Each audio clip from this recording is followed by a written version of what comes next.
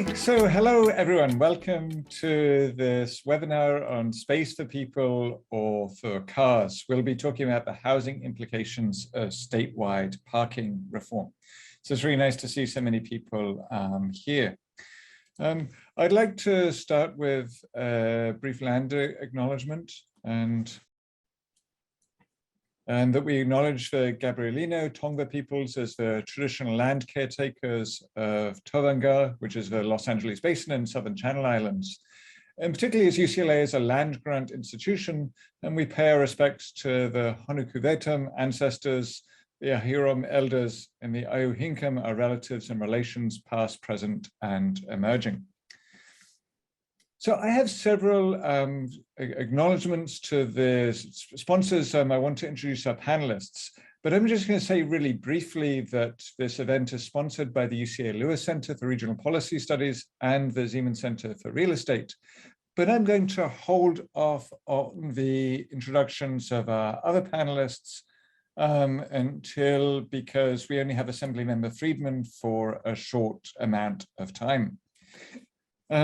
So I'm really pleased to have with us Assemblymember Laura Friedman, who represents California's 43rd Assembly District. And rather than take up any more time with introducing her, I'd like to give her as much time as possible. So let me turn over the floor to the Assemblymember. Thanks so much. Thank you. Thank you so much for having me here today. I really appreciate everything that the Lewis Center is doing to focus on housing and equity and all of the other related issues. So I am a Los Angeles-based legislator. I represent parts of Glendale and Burbank, the San Fernando Valley, and LA. And I also have the honor of chairing the Assembly Transportation Committee. Now, before I came to the Transportation Committee, I was chairing the Natural Resources Committee for the last year and a half. A lot of my work is around sustainability and the environment and climate. And a lot of my work is also around housing and transportation and local issues that we have here in Los Angeles, those being some of the most important. And the reason I moved to transportation is because while California does a good job with a lot of our goals with regards to the environment when it comes to our renewable energy portfolio and many of our other goals with land preservation. One area where we have done a terrible job and where we've actually gone in the wrong direction is around transportation, where emissions from vehicles contribute about 50% of our greenhouse gas emissions in the state. And we have gone from a state which has been focused on car culture to a state that's really focused on car culture, with vehicle miles traveled per resident actually increasing in California steadily year after year. So I recognize that we can't meet our climate goals and our environmental goals and many of our other goals, including our equity goals and our public health goals, without focusing on transportation. I will say that the housing transportation nexus is extremely strong to the point where I feel that the two issues are completely linked. And so one of my other goals was to de-link and de-silo these issues that people sometimes think of as being different issues. So I think all of you probably recognize that whenever an apartment building goes up almost anywhere in our communities, the one objection that people constantly raise against adding new housing is the impacts on traffic and on parking. So we have allowed the conversation around cars to creep into our ability to provide housing for our residents. And I would contend that in many ways, we prioritize space for cars over space for human beings. And this is a problem. And it's a problem also when it comes to making our transit work, because we know that when you invite people to drive places easily and provide an abundance of parking, particularly free parking, they tend to drive, even if there's good high quality transit that's available to them. And in addition, parking spaces are extremely expensive to provide, particularly in areas that are urban where most of the parking is going to be subterranean. On average, a garage costs between $25,000 and $35,000 per parking space. And that cost is passed on directly to renters and purchasers of those units. And additionally, on-site parking takes up space that could otherwise be used for more housing or for green spaces. And we see that not just in apartment buildings, but in single family residences, where I, for instance, have been told that I can't even add a bathroom to my 1.5 bathroom, 1,300 square foot house which by the way is on a 15,000 square foot lot, without adding a 3-car garage to my property, which would be impossible to do because it's hillside and cost prohibitive. So we allow our codes, which are one size fits all codes that go across municipalities to dictate how we live and what we allow people to build. So my bill 2097 says that within a half a mile of high quality transit being train stops and within a quarter mile of high quality bus stops, which are bus stops that have multiple bus lines intersecting at very high intervals, it would be up to developers, both of commercial and residential property, to decide how much parking they need for their tenants or for their purchasers. This may not seem like a huge deal, but it's been a difficult bill to pass. Last year, the bill made it through both houses only to be killed in the Senate Appropriations Committee, despite the fact that the bill has basically no cost to the state. So who is opposing this bill? It is opposed primarily by our local governments who feel that they should have the right to prescribe parking. Although I would, counter back that we as a state have a right to act on a housing crisis that is statewide. And removing parking prescriptions that are right next to transit are the most sensible place to begin the parking conversation. And by the way, the legislation does not say that you can't add parking. It doesn't have a parking maximum. And it also says that you can still, as a municipality, require as much EV parking as you want and as much handicap parking as is currently required by code. It just says that it should be up to those developers in these particular areas to target the amount of parking they have to their users. Now, just this week, I met somebody just randomly, wasn't even talking about this bill, who said that they rent an apartment for $200 less in a building because they chose not to take a unit with parking, that their unit has no parking. It's in an area right next to transit, and this particular user uses their bicycle and uses mass transit to get around town. And they were more than happy to be able to pay less for a unit in a building that they otherwise couldn't have afforded, and to put a roof over their heads rather than to own a car or to pay for a parking spot that they weren't going to use. So we think that it's something that we need to explore. And the city of San Diego has already done this. In 2017, Buffalo, New York became the first US city to stop requiring minimum parking requirements. And we have studies now that it's been 5 years about what happened in Buffalo when they did this. And in San Diego, they removed parking last year. And so we do have case studies looking already, and I believe Santa Monica and San Francisco have very similar requirements. And so what we saw out of Buffalo was that for new multi-unit developments, instead of building new parking, these projects relied on shared parking networks that developers cooperated on, which enabled them to provide parking access without dedicating excess space to vehicle storage. That transit-oriented development got a boost, suggesting that added cost of the old parking requirements had served as a detriment to new development and new affordable housing in transit-rich areas. And that for new single-use residential or commercial developments, mostly outside the downtown core, the parking that was built was very close to what would have been required anyway. And we do see that in places like San Diego, market rate housing developers do still add parking because they know that to charge a premium, they're going to at least have to offer that. But developers do also experiment with things like tandem parking or other types of more flexible parking requirements that they wouldn't be able to do under the current preset code requirements. So parking stayed where it was needed, and car-reliant housing properties that were far away from transit, where it wasn't mixed, also provided parking. So even in Buffalo, where it's not tied to transit, we saw developers right-sizing parking and not leaving people stranded.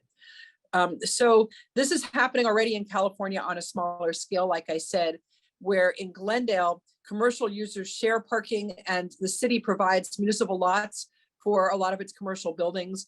And in San Diego, eliminating minimum parking requirements in the transit priority areas in 2019 provided some of the most interesting pushback to some of the concerns we've heard about affordable housing, where in 2020, the city saw more than a four times increase. That's 4 times multiplier in the amount of affordable housing produced in those areas. And that is, hugely impactful and shows that any concerns that people had about effect on the density bonus law in California is misplaced, because developers who build affordable housing told us that number one, parking requirements are a barrier to promoting affordable housing, and that number two, density bonus works even better without the parking units. So we can't conclude that 100% that removing the parking minimums caused that all of that increase in affordable housing building in San Diego, but we know for a fact that it didn't hurt any of that housing. So in my mind, parking reform is one small step in what we need to do to modify our transportation policy to put it more in line with our climate goals. But it's a very important step. It's an important step in making transit work better, in shifting our priorities away from space for cars and to space for people, and in creating the kind of walkable, bikeable communities near transit that we all say that we want, without having to walk past giant parking lots or be clogged with traffic congestion in the very same areas where we're trying to invite people onto the sidewalks and into the streets and to get onto bikes. So this is about creating the kind of environments that we want, walkable, bikeable communities that are not flooded with cars, and using land in a much smarter way, in a way that is more sustainable and not just dedicated to single occupancy car trips. And with that, I thank you for your interest. I'm sorry I can't stay with you longer, but this is my, one of my most passionate projects that I've had over the last few years. So any help that any of you can give us getting this bill through, we will need it. I will say that it has had limited but bipartisan support. We have had Republicans who see this as a property rights issue. And yet we still have Democrats, even in urban areas, that are voting against this bill. So we need your help. We need your engagement. And again, I thank you for everything that you're doing. Okay. Well, thank you so much for joining us, even for a short amount of time. It's great to hear okay, I guess she's left us, that introduction from the Assembly member. So now what I'd like to do is really back up and give some of the introductions and context, which I would have done at the start, but we wanted to give as much time as possible to Assemblymember Friedman. So the plan for the next hour and 15 minutes is that I will start by introducing our two panelists. And then I'd like to give a short overview of some recent research from my team about how parking has affected people's decisions to travel using as good as randomized experiment in San Francisco. And then each of the panelists will have I have some questions for them, but a lot of the time I want to hear the questions from you. So you can use the Q&A feature, as many of you have been doing already. Thanks for that. And we will definitely get to your questions very soon. As I mentioned briefly at the start, I'm Adam Millard-Ball. I'm an associate professor in the Urban Planning Department here at UCLA. And I'm really pleased to be joined for this panel, first by Rochelle Mills, who is the president and the chief executive officer of Innovative Housing Opportunities. She's responsible for overseeing the growth and the implementation of IHO's vision and their portfolio and the long-term impact. Before she joined IHO, she was a partner in Mills Studio, that's a design firm, and also the founding director of Architours, which is a boutique cultural tourism company. She's received many awards, most recently including the Women of the Year Award, honoring exceptional women in the 46th Congressional District. Our other panel member is Colin Parent, who is the Executive Director and the General Counsel for Circulate San Diego, and is also a council member for the city of La Mesa in California. So in addition to working for Circulate San Diego, he oversees advocacy and planning efforts for transit, but also for safe, walkable neighborhoods and sustainable land use policy. In his previous life, he served on the Jerry Brown for governor. That was, I think, the 2010 campaign, not many other Jerry Brown for governor campaigns. was also appointed by him as Director of External Affairs for the California Department of Housing and Community Development, and has also served in many other policy roles, not least at the San Diego Housing Commission. So we have a great panel. I look forward to hearing from both of our other panelists very shortly. But first of all, I will spend about 10 minutes I'm talking about some recent work of my own, which shed some light on some of the issues that were raised by the Assemblymember in her opening keynote.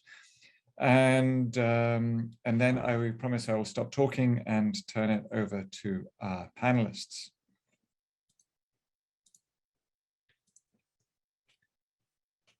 So the question I wanted to get at here is, does parking cause driving? So can we trace a link between the addition of extra parking, often through minimum parking requirements, and impacts on transportation?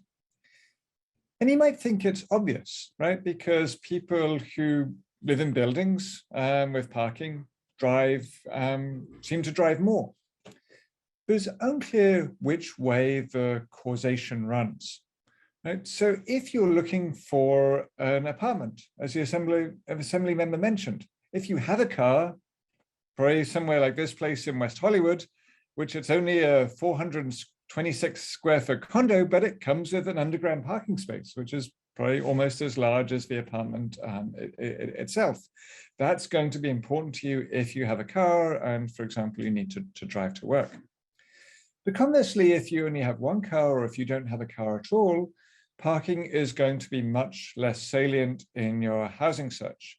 And so you might want to save that $200 through buying or renting an apartment without any parking. So in one way, the causal arrow could run from people's travel choices and travel behavior affects the type of housing they choose. But we might also think that the amount of parking also affects travel decisions. So this is a broader question of self-selection in much of the parking and travel behavior literature. And at the extreme, we have places like this cul-de-sac template, which of all places in the Phoenix metro area, it's explicitly car-free housing development. You move into here and you sign a contract that you will not own a car. Certainly this development doesn't have parking. So this might be the case of self-selection, right? People who don't have a car want to move into this type of community. But on the other hand, we wouldn't expect from kind of first principles theorizing that there is also a causal connection, that the more parking there is, the more people are incentivized to buy a car. So transportation and land use researchers like me have been trying to figure this out for many, many decades. And there's whole special issues of journals like this on this question of self-selection. So do people who prefer not to drive move to certain neighborhoods and to buildings without parking, or do these neighborhoods and buildings exert an impact on how much people drive? But empirically, this is hard to do because you might want a randomized experiment which is the gold standard in any area of social science research or medical research, randomized experiments, why we know that COVID vaccines work, for example. But it's hard ethically and practically to randomly assign people to neighborhoods, right? You can't pick up people and say, you are moving to this neighborhood and sorry, we need to study your travel patterns. You have no choice about it. So that's made causal inference really hard. So our innovation here was to use the affordable housing lottery in San Francisco. And while people still have a choice about which lotteries they apply to, and if they win a lottery, whether they actually sign a lease for that apartment or sign a purchase agreement for that apartment, the odds of winning are really low, right? 95 apartments in one project in San Francisco, more than 6,500 people applied to this apartment. So if you are eligible for the housing lottery and you need housing, you're unlikely to be picky about whether your housing comes with a gym or a wine fridge or a parking space. In effect, the lottery is randomizing people to residential locations. So this was the study that I did with Jeremy West, Nazanin Rezai, and Garima Desai. We studied the travel behavior of people who are randomly assigned, in effect, to these different locations in San Francisco. These are the affordable housing projects that are run by the Mayor's Office of Housing and Affordable, Mayor's Office of Housing and Community Development. And so we worked with them to survey residents, a postcard and online survey in multiple languages, very simple questions about their car ownership and travel behavior. We first of all looked at tried to confirm that a randomized experiment was in effect random. And here we see the odds of being successful in each of these lotteries. So each of these bars is a lottery. The purple bars, by far the biggest, these are people who didn't win the lottery. And the green people who actually were successful, they won and they moved in. So again, the odds are really low. And we found there's no difference between, there's no predictable pattern of skipping lotteries, again, indicating that randomization is true. So what are our findings? Well, we found that more parking does lead to more car ownership. And this is not, again, car-free people moving to car-free developments or people who have lots of cars moving to buildings with lots of cars. This is a causal impact of parking. In projects with no parking, a side product of San Francisco's abolition of minimum parking requirements over the last 15 years, there's many new projects that don't have parking. Nearly 40% of people had a car. And in projects that had one or more parking spaces, it's north of 80% of households that had a car, which you might think is surprising because people still can own a car in these projects, right? They can park on the street, they can get a residential permit, or they can rent a spot in a building nearby. There's lots of spaces that are going on Craigslist, people selling their surplus parking in the secondary market. But here we found a really clear causal impact, about twice as likely for a household to own a car if their building comes with parking. We also found that the parking affects people's driving habits. So that if you have parking in your building, you're more likely to drive and you're less likely to walk and to take transit. And here we could see this in the regression results, but I'll just walk them through the top line findings. But certainly transit and walk accessibility also affect people's travel behaviors, but parking trumps that. So the impact of parking on whether you're likely to drive or take transit is about 3 times larger than having more frequent transit or greater transit accessibility to more destinations. Parking provision matters more than transit in determining people's travel habits. And then the final point I wanted to make from the study, we're also concerned to look at employment outcomes, because a natural concern is, especially in housing for lower income households, are we stopping people from getting jobs, right? Are we making it more difficult for people to change jobs? Because for many jobs, even in San Francisco, especially for people working night shifts or unsocial hours, you need to have a car to get to work. But we found that there's no impact of parking on employment outcomes, either whether people had a job or on their ability to find a new job, so measured, for example, through employment turnover. So there was a good news that parking, reduced parking comes with transportation upsides, and of course the cost saving upsides, but it doesn't come with an employment downside that we were able to find. So I'm going to stop here. What I'm going to do is perhaps if there's any quick questions that I see in the the Q&A, I can answer those, but I don't see those. So if there are questions on the, oh, actually, there are some questions. So let me start with the question from Nicole. So in the housing lotteries, how many people don't apply because parking is not available in the building or limited on the street? So that's a great important concern and something we looked at. And we found that there was no relationship between whether anyone was applied for a lottery, whether they skipped a lottery, they just sat what went out and meant, hey, this building doesn't have parking, like I'm going to wait for the next lottery, and whether that building had parking or whether it was in a transit-oriented neighborhood. We found that people were pretty indiscriminate about which lotteries they applied to. Certainly some lotteries are more popular than others, particularly some are better marketed than others. Some are coming at better times of year when people are more looking out for them.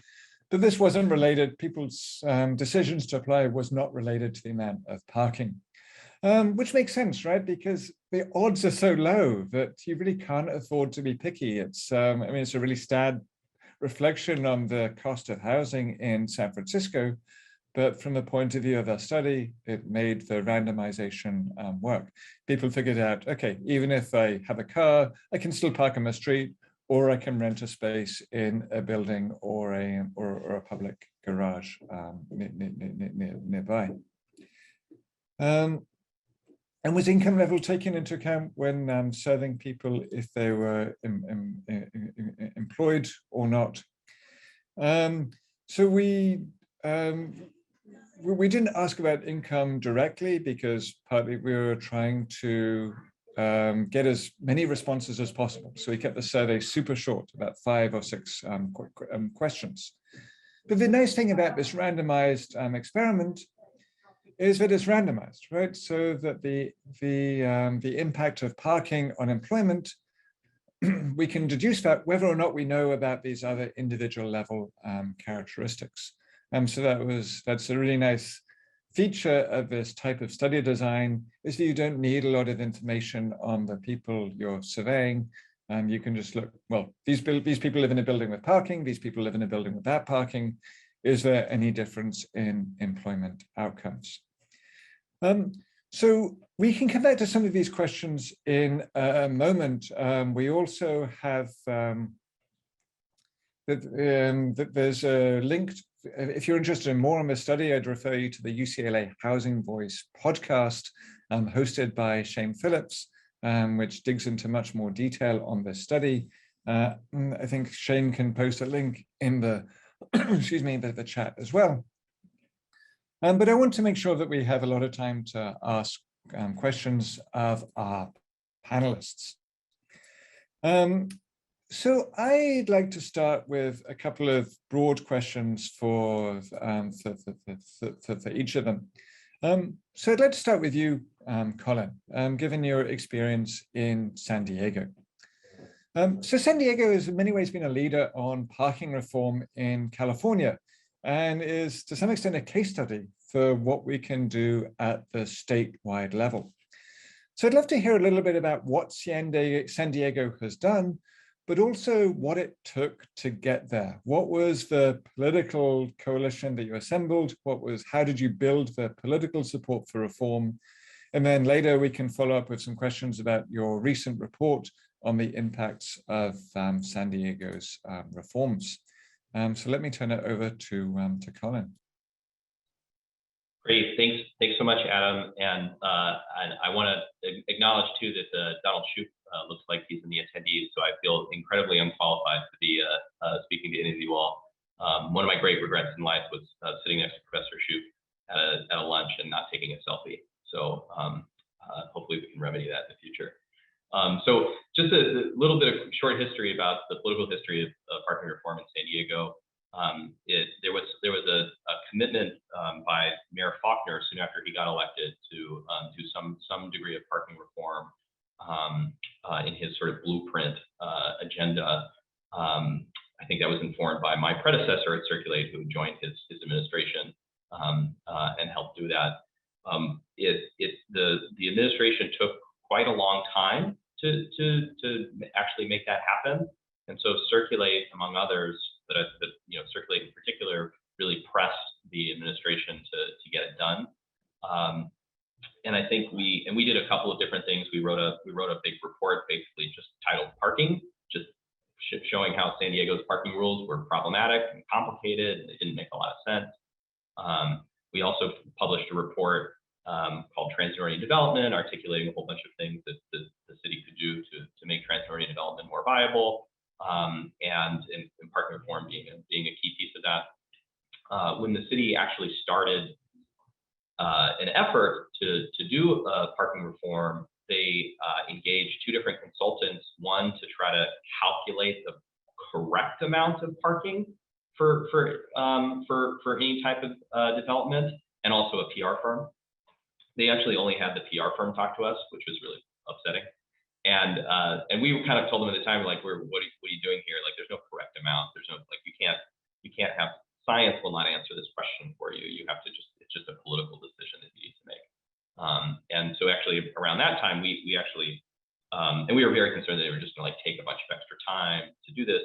So one of the things that we did is we actually had some summer law student interns just rewrite the parking code, and we handed it to the city and said, hey, why don't you just do this? It's not that hard.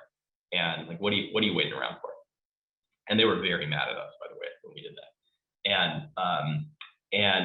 But eventually they brought us in and said, hey, so here's what we're looking at doing, and they eventually actually sort of conceded that there was no right answer, and they just basically said, we're not going to require parking at all near transit, and then came up with an additional component where they allowed, in order to take advantage of that benefit, you have to provide some alternatives, transportation alternative amenities, and then you have there's a little bit of a menu, and so it was even better than our recommendations. So we're happy to support it.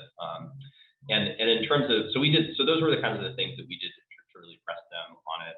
I think one of the things, one of the key lessons on that, though, that I think are worth considering for others, is that one is that this wasn't a campaign where we tried to get broad swaths of the public engaged on this. We didn't do it through the press and try to get supportive press, television coverage on this. But this is the sort of thing that we really felt that this was sort of something that elite commitment was important to, and we already had, and that really was getting across the finish line was trying to engage them, to embarrass and pressure the elites to do things, as opposed to trying to get a groundswell of public engagement on that, which is not how every public policy campaign is. Sometimes you want to engage the broad public, but we felt that would not be a useful strategy in this campaign.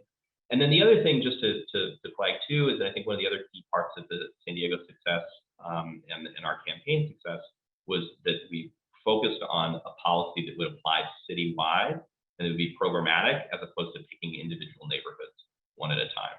And I think, and I published an academic piece on this, so I'll put in the chat in a minute.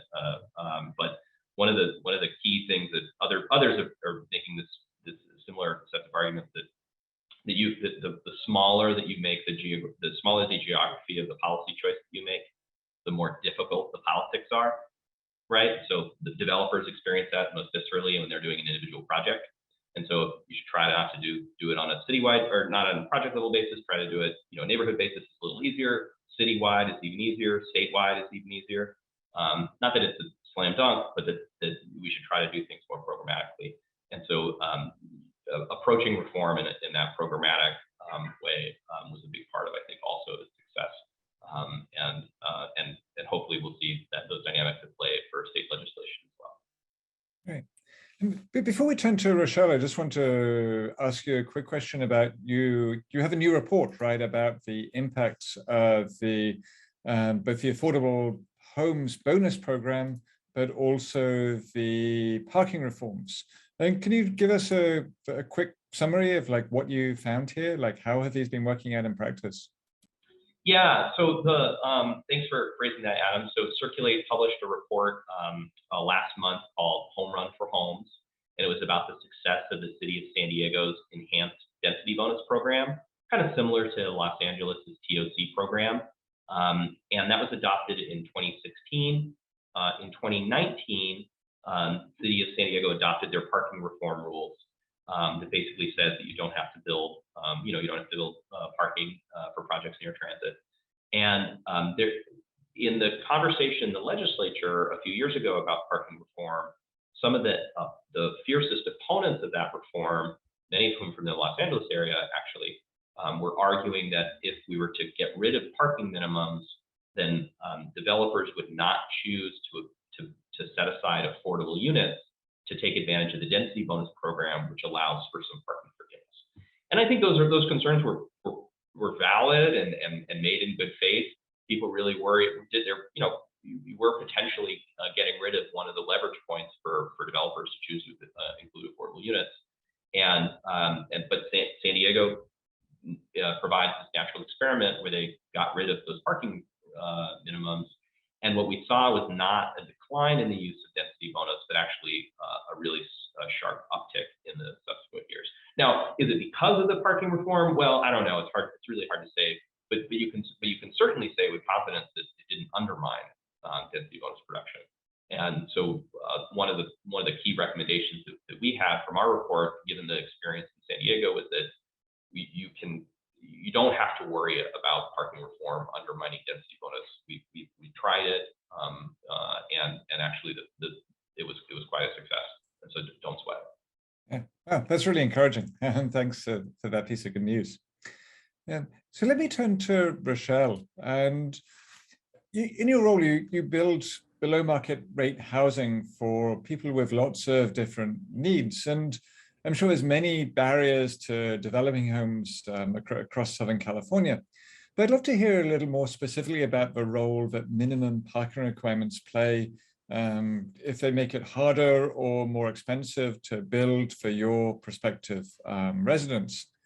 And related to that, do you have a sense or data on, are your buildings overparked because of local requirements? And what does that mean for you in terms of the cost of your projects, or else the number of homes that you're able to provide? Well, it's interesting, and thank you for asking. My organization is Innovative Housing Opportunities. We've been around for 45 years. For the first 30 to 35 years, we had one single property, and that was a senior property. And as our residents started to age, we started to put into practice parking restrictions.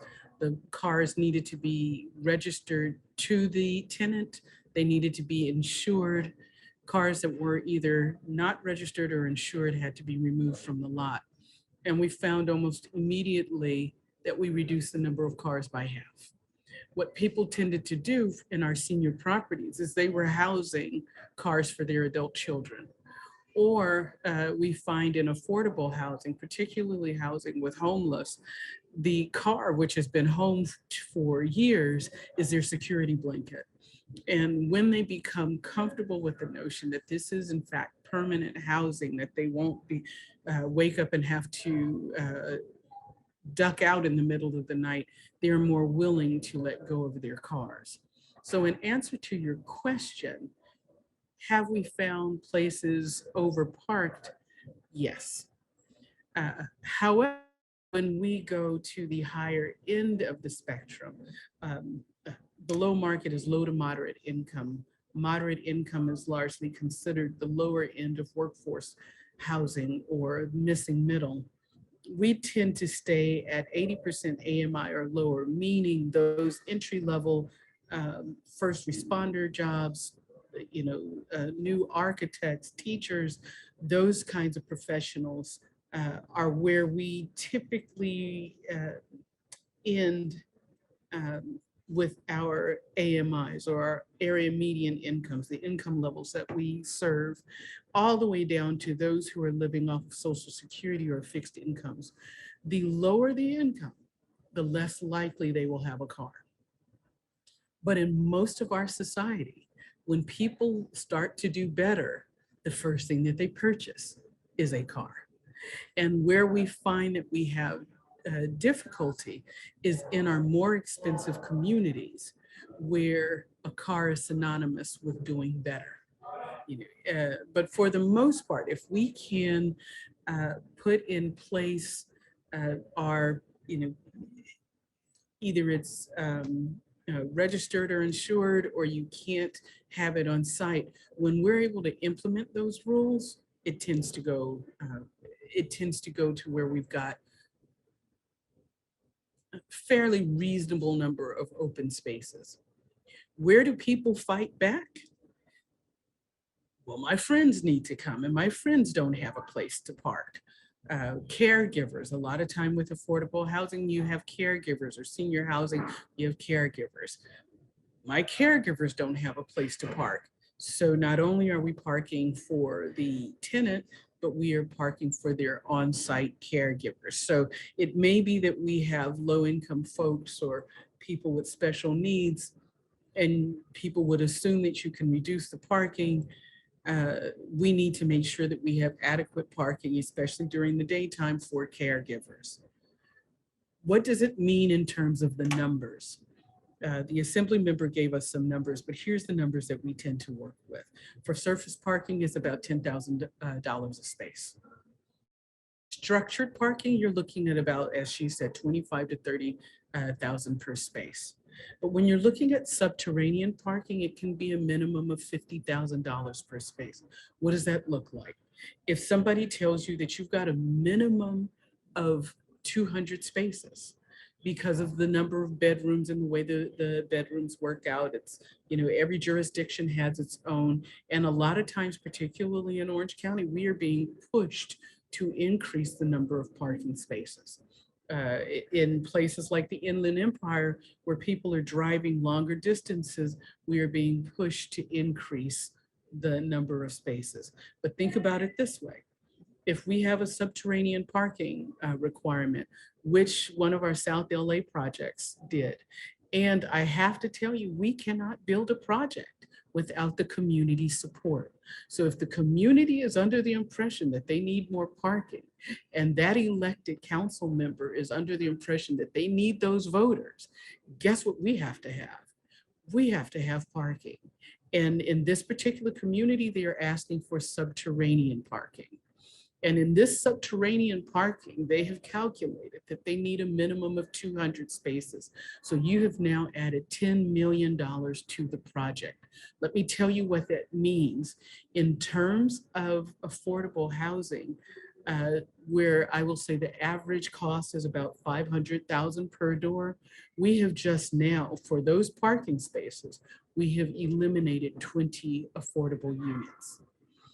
If we are asking for, if we are able to get the units down to 300,000, which some are able to do using public or private dollars, but we still have that parking requirement, we've eliminated 30 units. So sometimes the argument is, well, who do you want to house? Do you want to house your neighbors, or do you want to house the cars? Because we can't house them both. It's certainly not at the same time. And naturally, at some point, we're going to go up or down, or people are going to have neighbors wanting to come and park. And so we're looking at, well, how do we make that make sense? Can we, if we've got all of these extra parking spaces, which at some point we're going to realize that we don't need them, can we monetize those so that now we can take the parking off the street and pay for the neighbors? Well, we can't do that with public dollars. Public dollars also have their own set of restrictions. So we find ourselves walking a tightrope, trying to figure out how to manage. A lot of the funding sources that we're looking at are really trying to eliminate vehicle miles traveled. So we've got to balance the fact that we're trying to get a $20 million ASIC grant that reduces the number of parking with the city's requirement, or the neighbors. Maybe the city doesn't require, but the neighbors require us to have those 200 spaces. And we have to have those very contentious conversations with the community. Do you want us to get that $20 million, which comes with a $10 million grant to you to help beautify your community? If you want that, you've got to trade us and allow us to take those parking spaces out. And so it's, that's that give or take. And it may seem simple to all of you, but there's a cost to have those meetings with the community and get them to accept that. So we are constantly juggling how to take advantage of the parking requirements, the community's voice, and what we know as developers to be the best thing. And some of the solutions that we've come up with are bus passes. With our affordable units, we will work out a deal with, or more and more we're looking at working out a deal with Metro to cover bus passes for the first year. See if we can nudge people into using different modes of transit. The other thing we are looking at is a car share program. If people are buying cars because they on the weekends need to get groceries, or in the evenings they want to go visit friends, what if we can put in a car share program that we're not operating, but is there a car share company where we can put five electric vehicles? Why not go for electric vehicles while we're at it? Put 5 electric vehicles and let our tenants have the opportunity to rent them as they need them, so that they can pull back on the need for that second car. Maybe they've got the first car, but if we can help them eliminate the need for that second car by doing that occasional, hanging out with the girlfriends, or, going to the movies, if we can cover that by having a car loan program. Hey, thank you. And I was really interested that you can actually put a number on the number of units you're losing because of parking, and that's actually putting a number on that trade-off. And certainly the adult children taking up the parking spaces, that's a new one for me. That's nothing I've had before. But I'd like to follow up and just ask about some of the recent reforms, whether if there's anything at either the statewide level or locally in any of the cities that you're working at that have made your life easier in terms of parking over the last few years. Like, are there some policies that have been helpful to you in terms of parking and getting more units built for the communities that you're serving? Well, I won't say that we have had any policy. I haven't noticed that, but we've gotten more adept at being able to negotiate. It is implicit in a developer's role to help the local agency find the win-win. As I said, they are chasing the votes. That is who, if the voters are outraged, then we have an uphill battle. So what we've got to do is help them find the win. We have a project that we are, was supposed to go on the city council docket this week in the city of Bell Gardens. And it was pulled because someone did some math and realized we were 45 parking spaces short of where they wanted to go. And we had to remind them SB 1818 provides that we didn't have to give them those extra 45 parking spaces.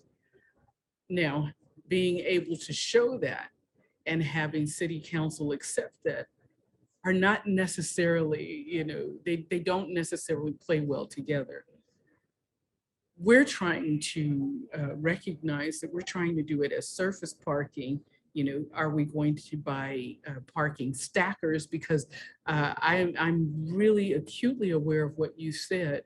If they drive in and see that they've got a sea of empty parking spaces, what are people going to do? They're going to buy the second car or the third car.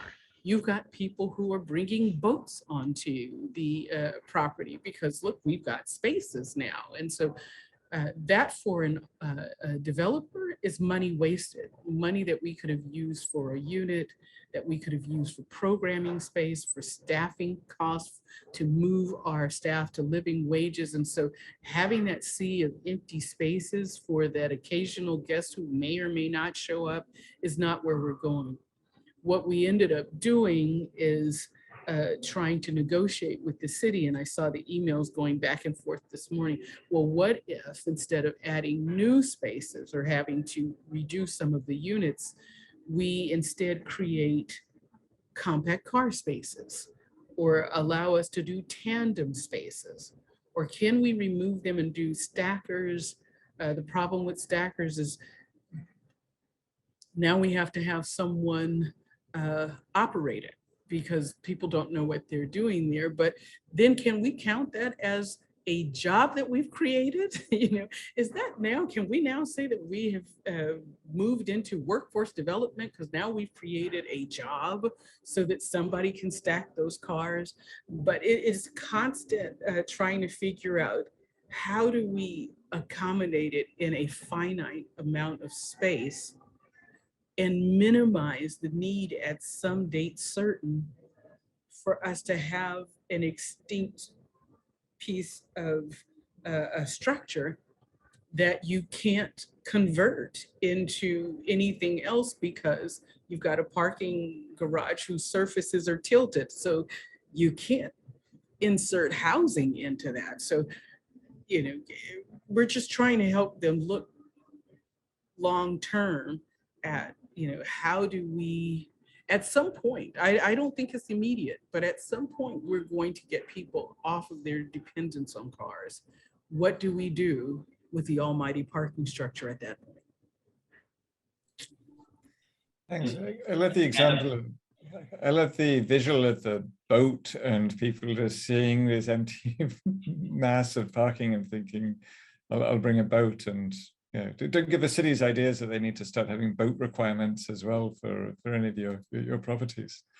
So I'd love to come back to Colin and ask about some of the potential pushback to parking reform and whether this persists over the long term or whether people just get used to it. So you can imagine something like the state's ADU laws, right? Where like when it was under consideration, people were like, oh my God, the sky's falling, like this is a disaster. And now it's in place and people generally seem to like it and they adapt and they figure out it's no big deal. So in terms of parking, has there been sustained opposition to any of the reforms or negative impacts that the city has had to address? Or have people just figured out, hey, this is fine, and while I was upset about it at the time, then it's really no big deal in practice? Yeah, it's a great question, Adam. So I think, you know, in San Diego, when the parking reforms were being suggested and ultimately adopted, there was much less opposition than you might imagine. And I really do think that was because of the dynamic that I was identifying earlier, which was that instead of trying to have a conversation around an individual project, how much parking that individual project should have, or how much parking should be required for projects in a particular neighborhood, the decision was made comprehensively, programmatically, for all future projects that met certain criteria, which was essentially any multifamily project within a half mile of a high-performing transit stop citywide. And I think at the hearing, there was maybe a dozen people who came to oppose it. I mean, it was almost nothing. And I think I bet if Rochelle is proposing a project, one project, not a policy citywide, but one project that doesn't have parking, she's going to have a lot more than 12 people coming to her to a hearing causing a ruckus.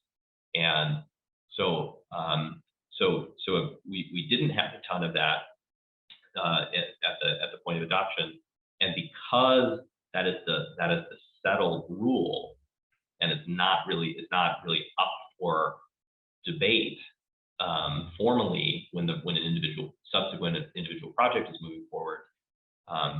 It's not that there's never any opposition. There certainly can be, but it tends to be a lot more muted. And I just really have not seen the kinds of sort of broad negative response to its implementation. And I think that's, by the way, I don't think, as you suggested, Adam, I don't think that's a dynamic that's special to parking. I think the AU rules are sort of the same. That once you adopt these things programmatically with you know, in a way that sort of has future impact, that people tend to not want to have a big fight about revisiting it for every single project going forward. Yeah, it's an interesting dynamic that the kind of more abstract or citywide or perhaps even statewide policy, people don't have much of a stake in as opposed to a particular project. And has the city been tracking the outcomes? For example, how the parking reforms are affecting the types of and amount of development that's been coming forward? Have you seen any of that? Unfortunately, they're not tracking it in a very comprehensive and useful way, or at least if they are, they haven't told us about it or the public about it. For example, our last big report about success of the density bonus program, we had to take their housing element report and clean up a bunch of data and ask a bunch of questions about some obvious flaws in it, and to be able to fix that up. I don't believe there's a available data set yet on to the extent to which people are using it. It's not that their data doesn't exist; it's just not like collected in a useful way. That is hopefully something that some researcher at a prominent University of California institution might want to look into, or if someone wanted to fund a local think tank like Circulate San Diego, we'd be interested in trying to find an answer to those things as well. Yeah. One of the things I've noticed on certainly on Nextdoor is the weeping and gnashing over the zero parking next to the transit lines. I actually do think it's a little premature. I guess we've got to go kicking and screaming into the future, and so. But a lot of the housing, because I live in South Los Angeles at the nexus of two transit lines. One is hopefully will be completed at the end of this year, but a lot of developments have been concentrated with no parking. And it really has backed up into the neighborhoods. And I think part of that is because you've got boomers like myself who grew up using cars. And you've got millennials and empty nesters now who recognize that they don't need to use cars. We've got to kind of wait till the boomers move on to the next chapter in their continuum before all of us get rid of their cars. And you can drive down neighborhoods where you see older residents, and you will see that their driveways are where cars go to die. We have this unhealthy alliance with cars, even to the point of not using them. And I'm wondering if cities should look at an interim step where they can take one of these infill lots and put a very inexpensive, and I put that in air quotes, parking structure that can take this overflow. And then in a few years, when we have all gotten over ourselves, they can take that down and build whatever they need.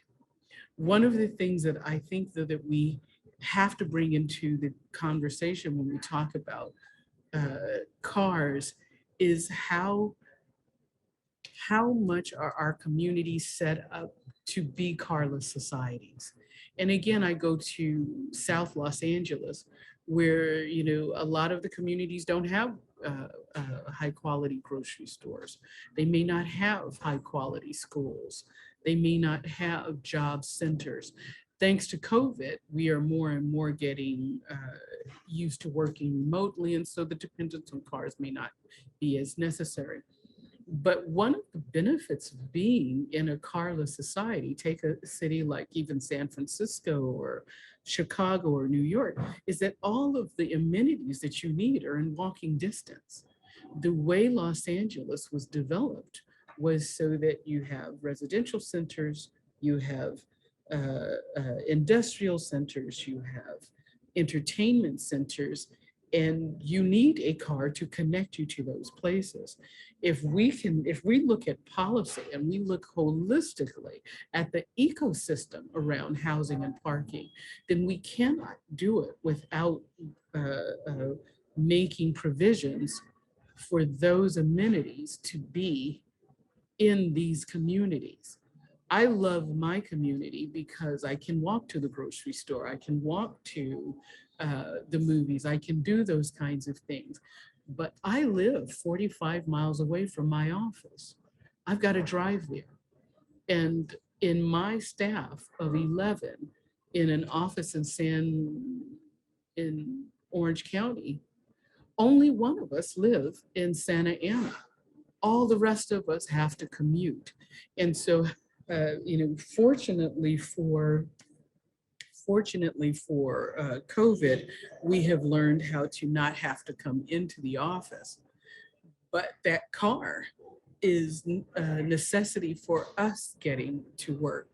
If we could do it so that the things that we need for our daily quality of life, whether you are low income or wealthy, were in walking distance or a quick transit stop, I think we could make a better case for that. And so that needs to be when we're talking about how do we plan for, housing versus cars, we need to add to that. We can do that because we have reinvested in those commercial corridors in these communities to take the need to use a car. We've eliminated the reliance on the use of the car. Let me follow up on the issue of local businesses and perhaps this is more a question for Colin. It's a question from Taylor McDonald, who asks about whether relying more on on-street parking might be a negative for these local businesses and hurt them. So is there research that you can point to about how parking reform affects businesses? Or perhaps more generally, like whether business owners know how many of their customers actually come by car versus walking or taking transit? Yeah, no, thanks for that question. I mean, I think, I'm not aware of a lot of like robust research about the impacts of removing minimum parking requirements from residential development on nearby businesses. But I'm also quite confident there is not research that suggests that requiring minimum parking requirements either for businesses or for residential is beneficial or necessary for the success of businesses either, right? And so I think generally, I don't want to be like super libertarian here or anything. I'm not. I'm an elected Democrat, but like usually we want to have good reasons to make requirements for things as opposed to having just sort of guesses for stuff. So that's one. And then, but that being said, it's certainly true that nearby businesses are oftentimes pretty anxious about these kinds of things, and a lot of sort of small storefronts really feel like street parking is really important to their business. And so I don't want to completely discount that, either because of reality or because of perception of reality, right? So it's certainly a political challenge. And so just because you don't require parking for new residential development doesn't mean you can't have other resources or policies to try to be concerned about those sorts of things. So in my city in La Mesa, we have a municipal parking lot in the middle of downtown, and people can park there, and we don't rely only on the on free street parking. We also try to manage the street parking with meters, so that there's turnover and people aren't just parking there forever. True. So we do all those things, and then so I think those are perfectly fair considerations. And the other thing that I'll just kind of highlight for a second here, and I think this kind of speaks to some of Rochelle's comments and some of the comments in some of the questions, is that getting rid of minimum parking requirements, that's a very different thing than saying you can't have parking spaces in new development. Those are different things. And so like what getting rid of parking requirements means is that the development sort of looks to see what kind of population they're trying to serve, and then decides how much parking to build and include in their project to make that project work, to make it marketable, to rent the units, to lease out to their tenants. That's what that means. And in some circumstances, if you're building micro units right next to transit, maybe you're going to choose to have small amounts of parking or no parking. But in places like my city in La Mesa, which is still pretty suburban, we have a lot of trolley stops, for a city like ours, but it's still pretty suburban. I don't know that we've had a development that came through that didn't include at least a one parking space per unit, because they felt that that was what they needed in order to meet the demands of the people they were trying to serve for those developments. And so I just want to just highlight those are different things.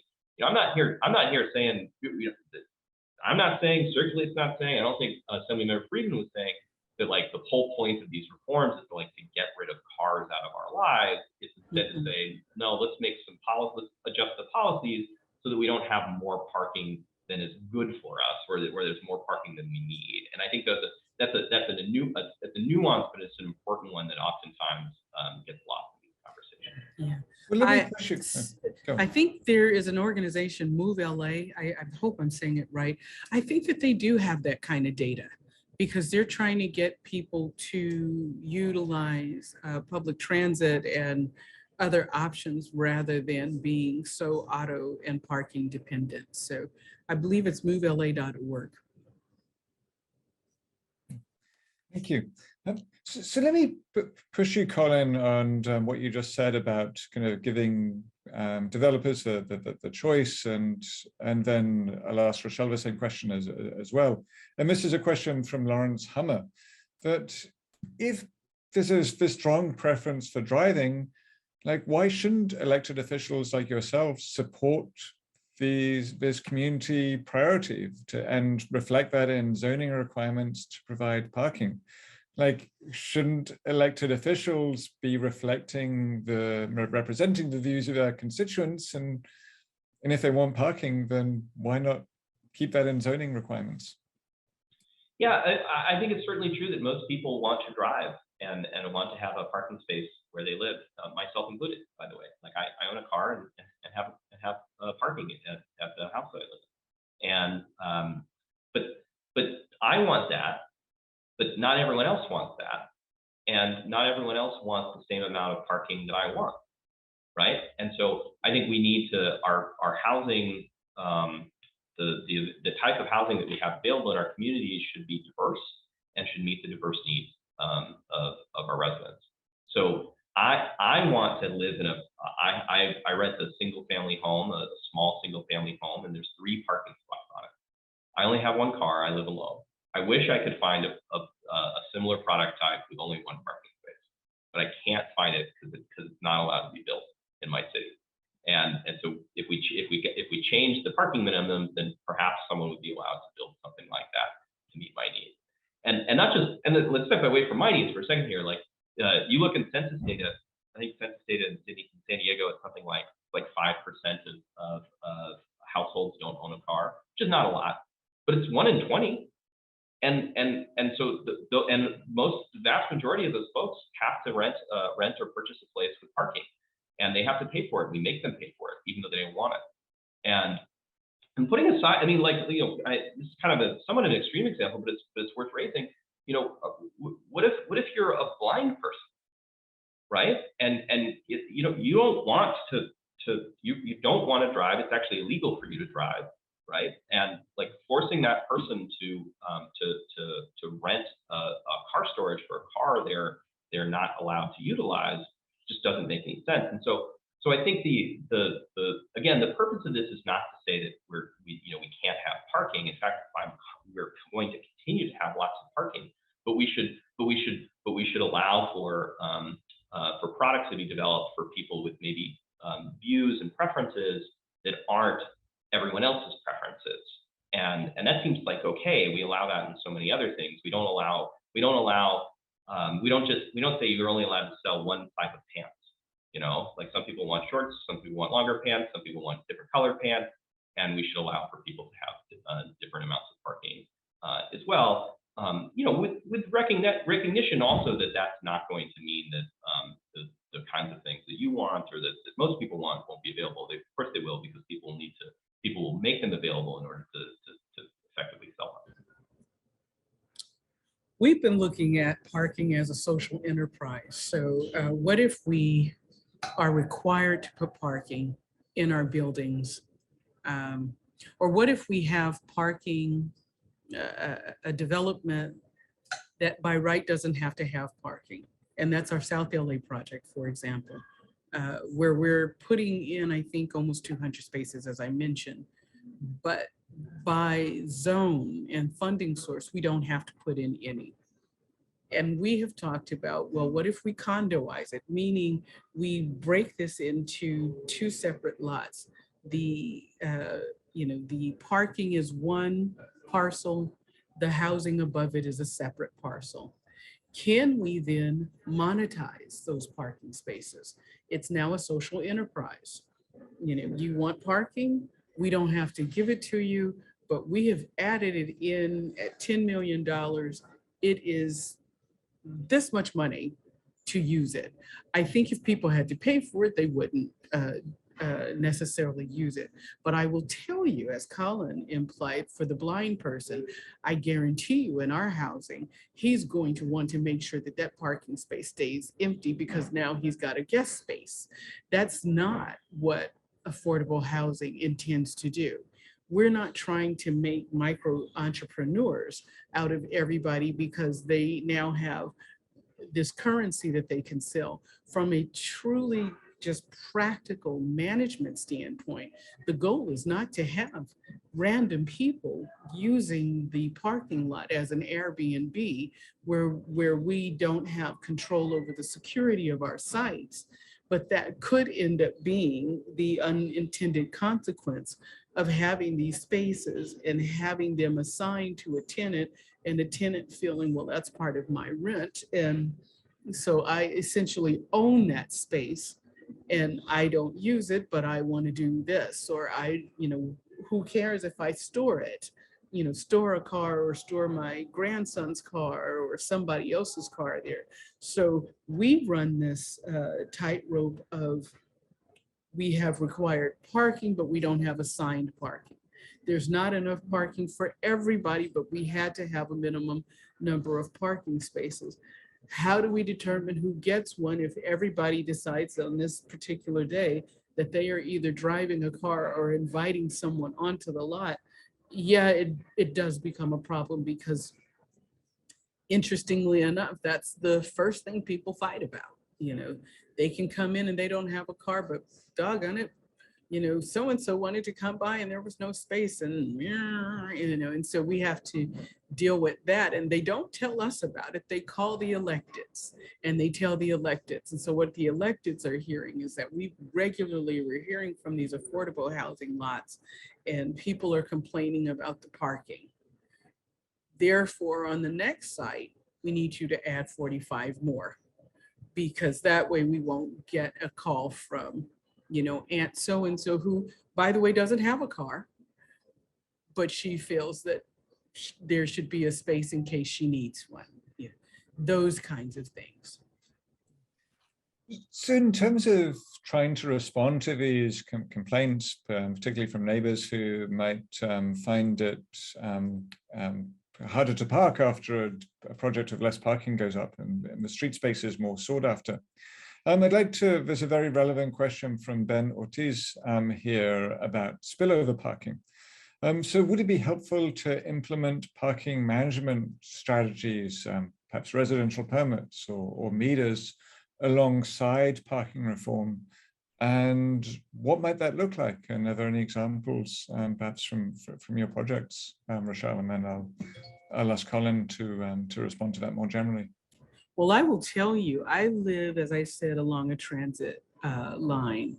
And within half a mile of my house are a couple of projects that are being built with no parking because the transit is coming. And so, it makes sense. My neighbors have already mobilized to do permit parking on the street because they anticipate that this is going to get out of hand at some point. And they're trying to, they're trying to get ahead of it. And there is a cost to the neighborhood to do that. There's a cost to the individual neighbors to be able to do that. And I'm in a neighborhood that has street fairs. And so what is the implication of those kinds of things? I do think that we need to think of the big picture. Going back to my South LA deal, and I'm not trying to, push for that project one way or another. But what's interesting is that property that is going to be developed is right now, it's almost 2 acres of empty land, which annually they have a music festival and they use the parking lot for the music festival. As I mentioned, we don't have to have parking at all, but we put it in because we know that as a good community, as a good neighbor, the neighborhood probably would not support the project without doing it. And so we have to come up with a cost for it. We got a whisper in our ear from the council office. You know, we love that you're doing this. We love that you're putting the parking in, but you kind of screwed us because that's where we park for our annual festival. And now where are we going to park? And my thought was, you gotta be kidding me. We're putting in 160 units and 200 spaces because you asked us to. Now we have to find extra money to put in parking for that festival that happens one day a year. You know, is that the developer's responsibility? I would say absolutely not. But developers will tell you, we're between a rock and a hard place. We better find some place to park. So I love Colin's suggestion, or maybe it was yours, that I do believe that until we make that change where we can, you know, we can peacefully coexist in a carless or a reduced car society, I do believe that policy should require the local jurisdictions to figure out how to handle that interim parking space that then can be converted to meaningful, you know, public use. Maybe it gets taken down, or we green the top of the parking garage or something, and the parking can be used for, you know, a host of other things. But I don't think it should fall to the developer to pick up the tab, because again, as I said, we're doing subterranean parking at the request of the community. And should we spend another $50,000 per space because you've got a festival that happens occasionally for the neighbors? Shouldn't they be parking in their own backyards? So, you know, and someone put in there, I thought it was really neat, where he talked about in the Q&A about his barber asking, you know, being surprised that he caught the bus to the barber shop. I've got one better for you. We've got 2 grocery stores across the street from the site we're developing. And our neighborhood asked us why we don't provide shuttle service to the grocery store. And I thought it was somebody who didn't live in the neighborhood. And I said, oh, because there's a grocery store literally across the street. And we are, with our project, paying for a bike lane and a crosswalk and light so that you can get across. And her response was, without missing a beat, I'm supposed to walk across the street to get my groceries?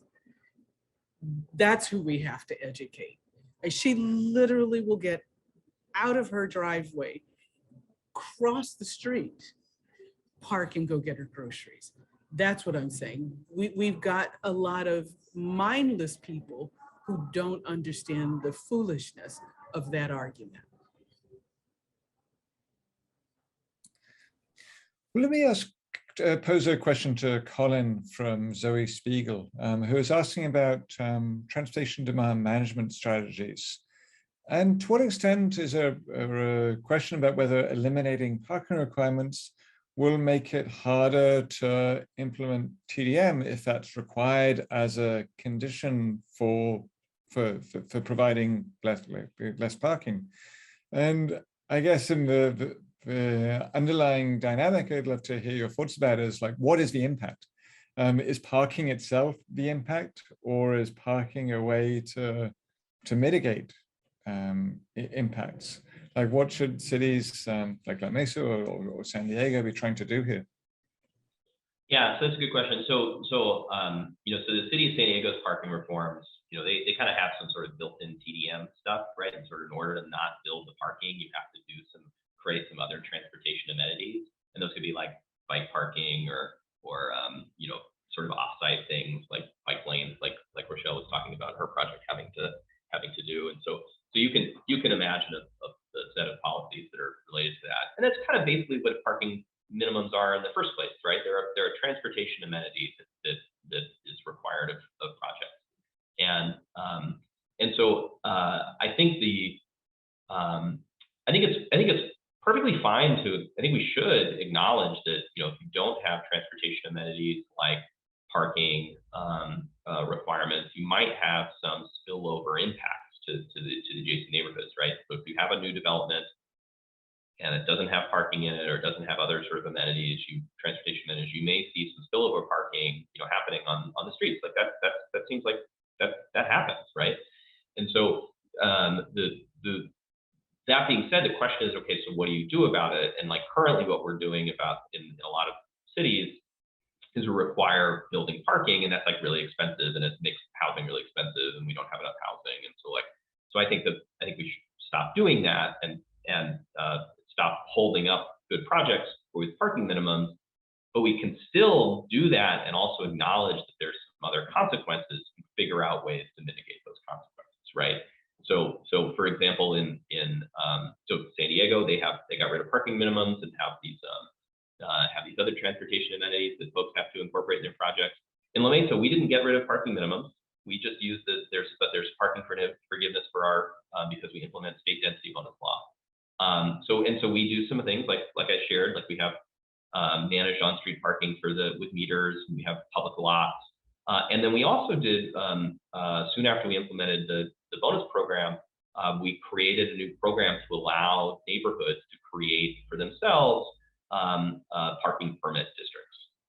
So I don't think that we're anywhere close to any particular neighborhood having those challenges, but don't make me decide. Let the neighbors decide. If they think that that's a problem and they want to see, they're willing to have parking permits to try to manage that better. They're anxious about that. I think that's great.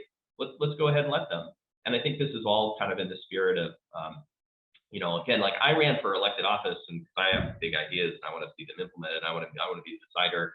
But you know, but I think it's also worth approaching some of these questions without, you know, with allowing more than one answer to these questions and allowing different outcomes, different policies to serve different circumstances. And so, so I think those kinds of TDM things are great. Let's do them, but let's have them be thoughtful in a way that doesn't prevent the kinds of things that we want, which I think in this moment is really more homes, especially of the affordable variety.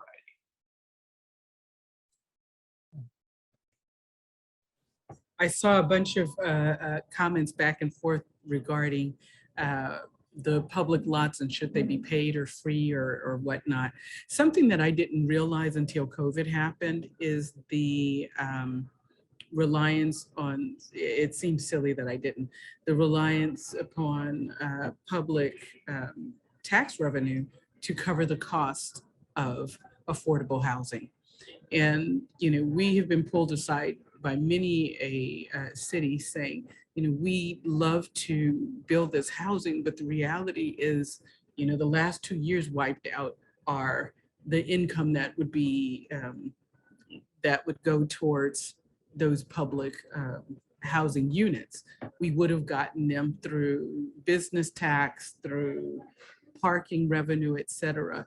So, when we talk about trying to reduce the vehicle miles traveled, reduce the need for cars, reduce the need for, you know, encourage transit, I actually, and I'm a conservative, I actually think that those lots have to be paid because that is what is paying for, in many cases, that is the revenue that is covering the cost of the housing or of the maintenance of the street or the those expenses of lighting and et cetera. Someone talked about, you know, friends not wanting to take transit because of that, the feeling of being unsafe because the streets aren't cleaned and the lighting isn't there.